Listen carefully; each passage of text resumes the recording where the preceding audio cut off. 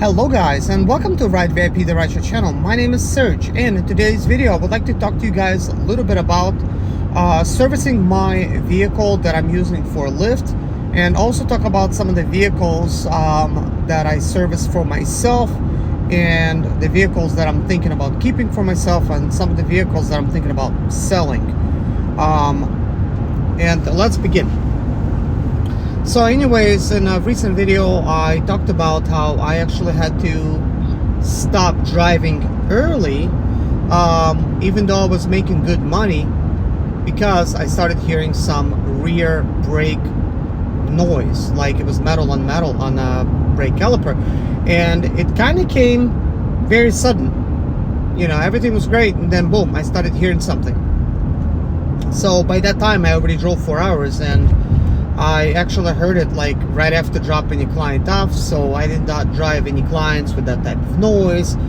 And here I'm thinking, well, I guess it's time for me to go home, because I heard something. And then the noise went away, and as I was driving home I was thinking like maybe I should do like destination mode. And then the noise came back, and I'm like, nah, no destination mode. I'm not gonna drive like that where there's some kind of sound. So anyways, that was Friday, and I went home. But I was so stoked about working all night that I actually could not fall asleep till 6 o'clock in the morning. And I came home considerably early, right around like 10 or 11 p.m. Home. But I ended up staying until about like 5 a.m. staying up, because I got into that mode of doing the weekend type of shift. And normal I like to do it from 6 p.m. till 6 p.m. and currently it's 7:29 p.m. and I'm almost at the destination where I want to start. I guess I did leave about 7 o'clock, a little bit late today. But that is because I started working on my Chrysler 300, as you could see in the video, because I decided to sort of show you guys everything that I did. So I decided to completely service my Chrysler 300 and fix some of the little things, and make sure all my fluids are good, make sure that everything is good with the vehicle. Even though there wasn't any type of issues, but small things started happening, and I wasn't really sure why that was. So one of the things is, of course, my oil light came on.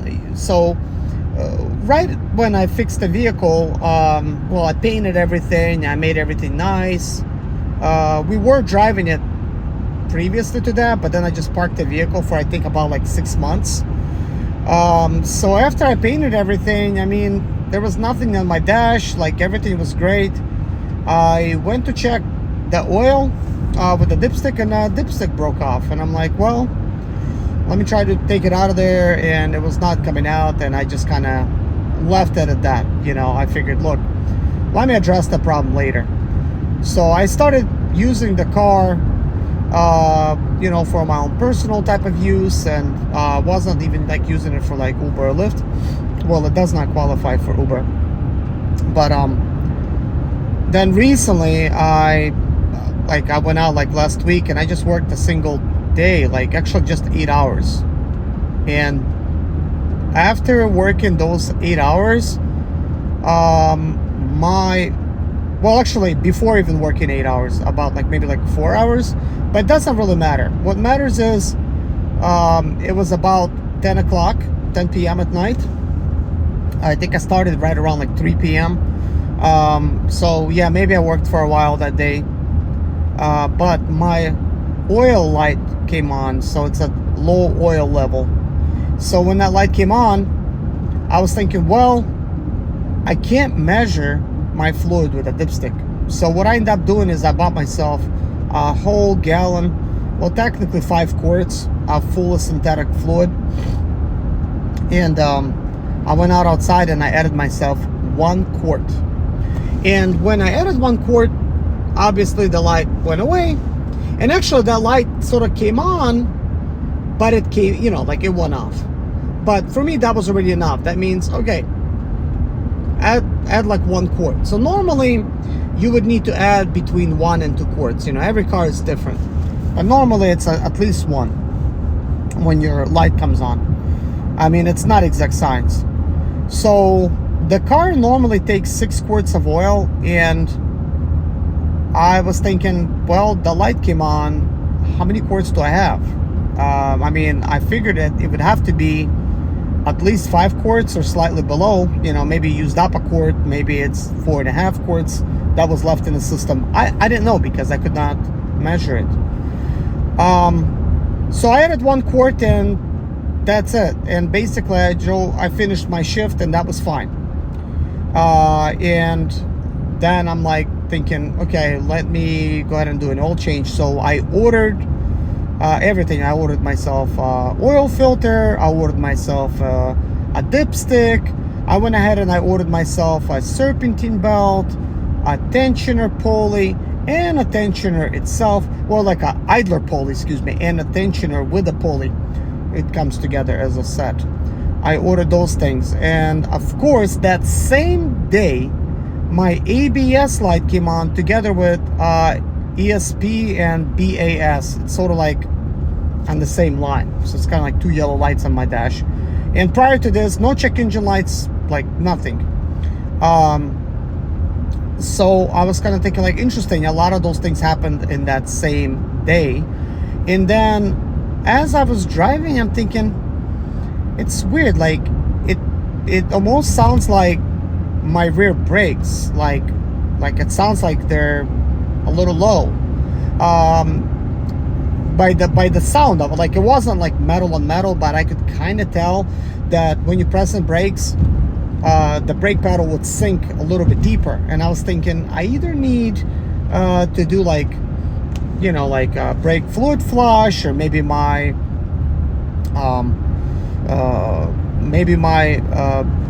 master, you know, brake master cylinder is failing. I mean, it's a possibility. The car had 102,000 miles at the time, you know, so I kind of figured, okay, possibly, I mean, hopefully that's not the case.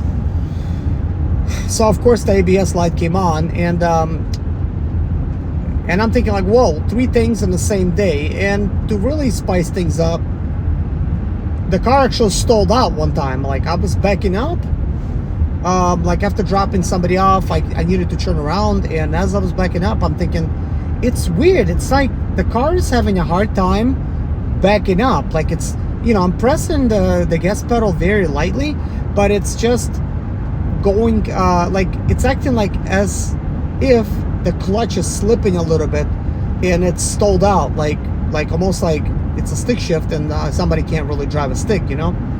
So it's stalled out. I'm thinking, well, that's weird. So I started to back up, everything fine. This did not cause the check engine light to come on or nothing. So I'm thinking, like, okay, that's interesting. Why did it stall out?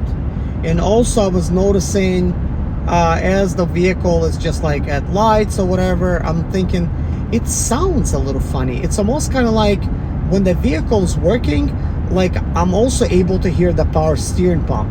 I mean, it's not noticeable like to a normal like person, that like it's just not gonna be like noticeable, but for me, I pay attention to every single sound, and I'm thinking, why does it sound like my power steering pump, you know, maybe like low on fluid, or like it's just seems like it's whining a little bit. Like, it's very, very, very minor, and I'm thinking maybe it's supposed to be like that. I don't know, you know, because the steering was working great. Like, it's just very, very faint, you know.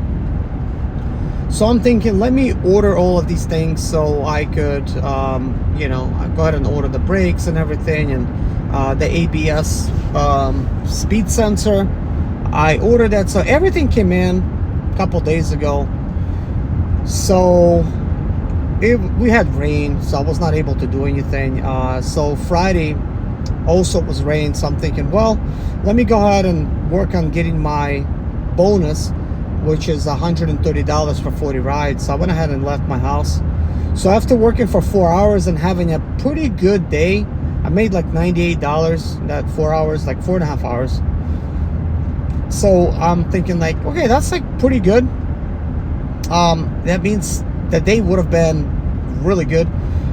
But after I started hearing that sound, I'm thinking, okay, time to go home. So today, what I ended up doing is I changed my engine oil, brand new oil filter, and I also have added some radiator fluid, just topped it off. Like I wasn't like low, but in the bottle it was like low, I guess, in the overflow tank. Also, I replaced my brakes. I check my brake fluid with a special tool that lets me know whether or not I need to flush out the system. It indicated yellow. That means it's advisable to go ahead and flush out my brake fluid, so I will be doing that at some point. And another thing is, I looked at the power steering fluid and it was a little bit low, like it was on the line where it said add. So I added some transmission fluid, the ATF plus 4, because that's what it takes for the power steering fluid. And of course I looked up what kind of transmission fluid my vehicle takes, also ATF plus 4. So I'm thinking, okay, let me first get the vehicle to the operating temperature, and I let it idle and everything. So when I did that, I then checked it with a special transmission fluid stick. And when I checked it, I'm thinking like, whoa, it actually seems like it's having like too much fluid. But I'm thinking like, well, that can be the case, but maybe it was. But I added like half a quart of transmission fluid just to be on the safe side. So basically, I did all of these services, and I was able to remove my broken oil dipstick, and of course I installed a new one there. So now I'm able to actually check how much oil I have. But I was really surprised that when I drained the oil and I measured it, that I only had 3 quarts of oil out of 6. And I'm thinking, well, when a low oil lamp came on, did it come on indicating that I only had 2 quarts of oil left out of 6? Is that how long it takes for the light to come on? Like, I'm thinking that, like, I couldn't believe it. I'm like thinking like, what's going on here? And maybe that was part of my reason for stalling out. So now, since I added all those fluids, I topped everything off, all of those weird sounds went away. Everything's working beautifully now, except the ABS sensor light. I did clean it up and I reinstalled it. I inspected it. It appeared that it was pretty good, so I put it back in there. But when I clear the codes a couple times, it just keeps coming back. So it looks like I need to go ahead and replace the ABS sensor. It's a good thing that I do have the ABS sensor now, so I will be replacing it. I do want to tell you this, guys. Some of the costs and everything that I incurred while doing this. Of course, I do want to tell you how long it took me. It took me 5 hours to do all of these services. I was just doing it at a decent pace. I did not end up changing my belt or pulleys or tensioner pulley. Like, I inspected it and everything was fine. However, my brand new alternator that actually just recently replaced, it probably only has a couple thousand miles on it. It's making this weird like noise, kind of like, it's almost kind of like a belt. But I do have a warranty on it, so if it does fail, I could just get a brand new one. I do want to let you know, my brakes only cost me for the rear $15 on Amazon.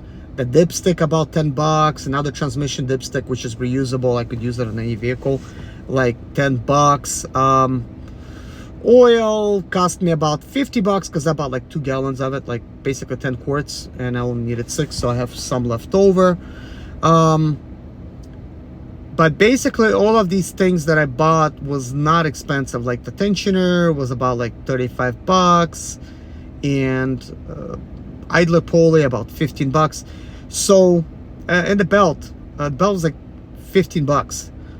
So basically all of these things are very cheap to replace, guys, and very easy to upkeep, to do it myself.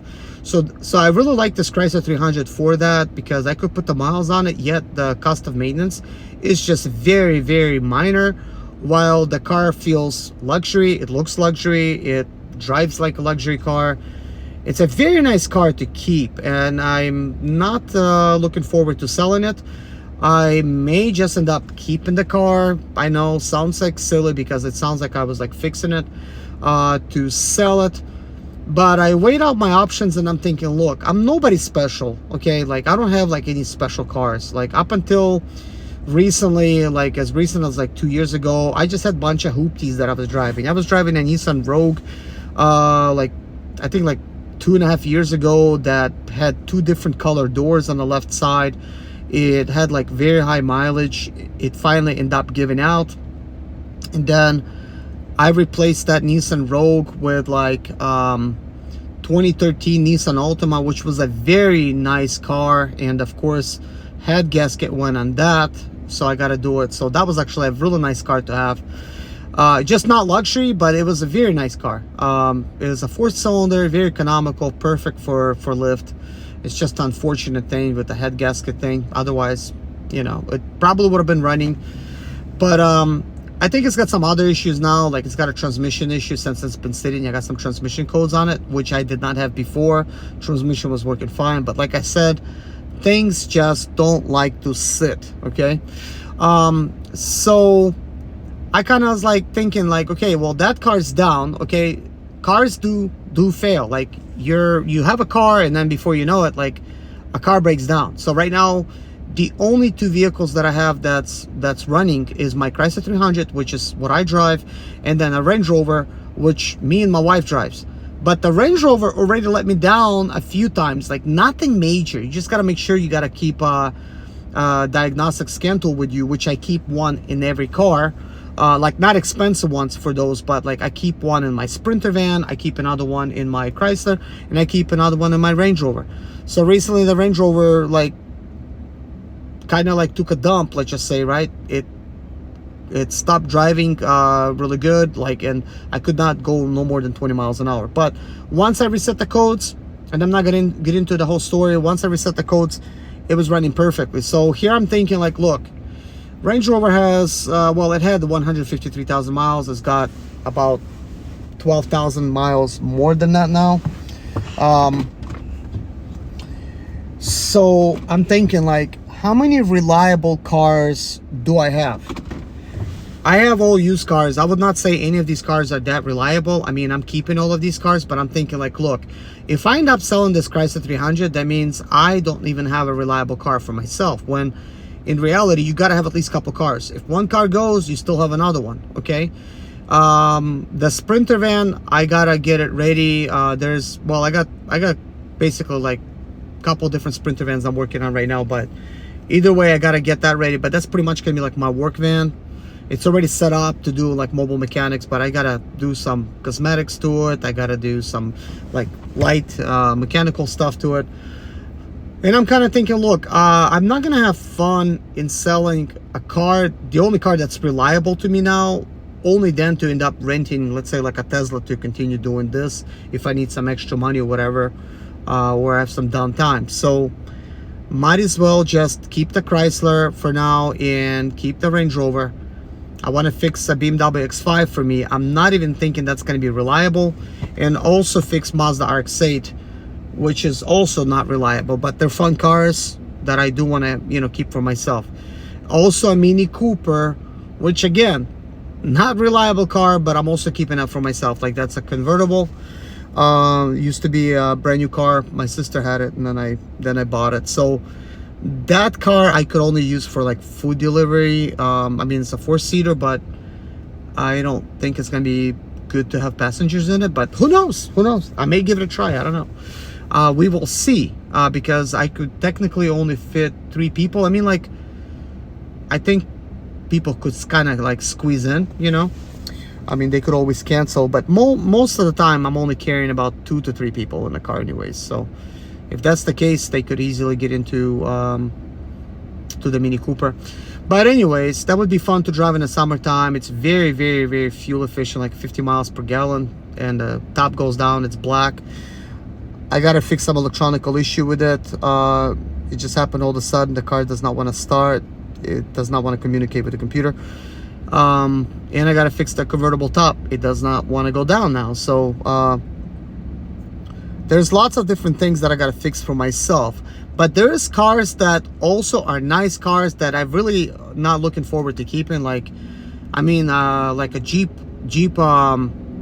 Patriot, pretty nice car, low miles, 75,000 miles on it. I could have ended up using it for like Lyft and Uber. It's gonna look really nice when I'm done with it. I'll end up selling it. It's just, to me, like, I mean, it's not something that I dream of having. Like this Chrysler 300, Range Rover, sure, BMW X5, like all of these things that I mentioned, like that I'm keeping, like those things are interesting for me. Like that's interesting for me. Maybe for somebody else it's not interesting. I also have a Nissan Rogue that I could sell. I have a Nissan Murano that I could sell. I have a Nissan Maxima that I could sell, and the Nissan Altima, the 2013 one, I'll end up fixing it and selling that as well. Even though it's a nice car, I mean, it could definitely be useful. But then I plan to get some more cars that's newer, economical, something that I can use for Uber, Lyft, maybe like a hybrid, maybe I don't know, like maybe like a electric car. We'll see. But from an auction, I really don't want to spend too much money trying to buy one. But anyways, guys, that's just kind of like a little update. I was just kind of thinking, I mean, like, I'm thinking like, man, I don't want to sound like silly that here I am trying to hold on to this car, but at the same time, like, I'm not like in a position where I, like, even though I have like a lot of cars, I don't have a lot of cars that are ready to go. So I gotta get a lot of cars ready. But there's also certain cars that you want to keep for yourself because they're nice. I mean, you know how you go to the dealership sometimes and you could like look at some car and you're like, man, I want this car. I mean, these cars that I'm driving, like this Chrysler 300, I love it. You know, my BMW 5 Series that I had, loved it. Unfortunately, got totaled. BMW X5, I'm sure I'm gonna love that as well. Range Rover, love it. Mini Cooper, love it. My 2 Mazda RX-8, I love those cars. I want to end up getting some more cars. Like I want to get a Porsche Cayman. That's on top of my list. Some, you know, some toys for myself, like inexpensive toys. These are kind of like blue collar worker type of toys, especially for the years that I have them. None of these cars are special. I mean, this Chrysler 2005, it's special to me. It's probably not special to anybody else. This is a 3.5 liter engine. This is the engine that I love. BMW X5, 2007. Mini Cooper, 2005. 2 Mazda RX-8s, 2004 years. Yeah, I think I mentioned everything. See, these cars are kind of like old. Insurance is cheap on them. Taxes are cheap on them. Maintenance is cheap on them, and I could do it myself. But anyways, guys, thank you so much for watching. Take care of yourself, and I'll see you guys in the next video. Bye-bye.